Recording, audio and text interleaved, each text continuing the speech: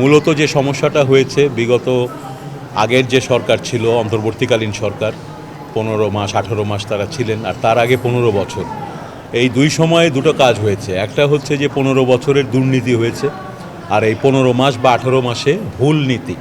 বিগত সরকার আমাদের স্বাস্থ্য খাতে যে সেক্টর ওয়াইড প্ল্যান আমরা করতাম, সেই সেক্টর প্রোগ্রামটাকে হঠাৎ করে বন্ধ করে দেয়। এটা বড় একটা নীতিগত সিদ্ধান্ত ছিল। এর বিপরীতে কিভাবে আমাদের প্রোগ্রাম প্ল্যানিং হবে সেটারও কোনো নীতি তারা দিতে পারেনি। না দেওয়ার ফলে আজকে আপনারা দেখেছেন টিকা ক্রয়ের ক্ষেত্রে এবং টিকাদান কর্মসূচির ক্ষেত্রে বিগত অন্তর্বর্তী সরকারি সময় ব্যর্থতা এবং ব্যত্যয় হয়েছে। ফলে আমরা এবার সমস্যা দেখলাম, আমরা দ্রুত গতিতে সেটাকে নিয়ন্ত্রণে আনতে পেরেছি। একইভাবে আপনার আপনি যেটা বললেন ফ্যামিলি প্ল্যানিং সেক্টরেও দেখা গেছে যে আগে যে অপারেশনাল প্ল্যান হতো সেই অপারেশনাল প্ল্যানগুলো বন্ধ হয়ে যাওয়াতে দীর্ঘদিন ধরে ওখানে একটা স্থবিরতা আছে। আমরা ইতিমধ্যে এটা নিয়ে কাজ করছি। খুব দ্রুতই আমরা এই ফ্যামিলি প্ল্যানিংয়ের উপকরণের জন্য যা যা করা লাগে সেগুলো করব। গতকালকেও আমরা মন্ত্রণালয়ে এগুলো নিয়ে আলোচনা করেছি।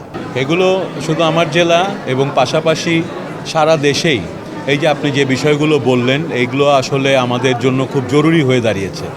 একটা হচ্ছে যে আইসিইউয়ের কথা বলেছেন, ডায়ালাইসিসের ব্যবস্থার কথা বলেছেন, কিছু কিছু জেলায় বা বিভিন্ন শহরে ক্যান্সার চিকিৎসা, এই অসুখগুলো আমরা বলি যে ক্রনিক ডিজিজ, যেগুলো দীর্ঘদিন ধরে মানুষকে ভুগতে হয়, চিকিৎসা নিতে হয়, সেগুলোর ব্যবস্থাকে আমাদের যে সুস্বাস্থ্যের বাংলাদেশ ইশতেহার, সেই ইশতেহারে আমরা বলেছি যে আমরা প্রাথমিক স্বাস্থ্য ব্যবস্থায় জোর দেব একদিকে, যেখানে তৃণমূলের মানুষের জন্য লক্ষাধিক তৃণমূলের স্বাস্থ্যকর্মীরা প্রশিক্ষিত, তারা বাড়ি বাড়ি গিয়ে শহরে এবং গ্রামে ওয়ার্ডে ওয়ার্ডে মানুষকে সেবা দিবেন।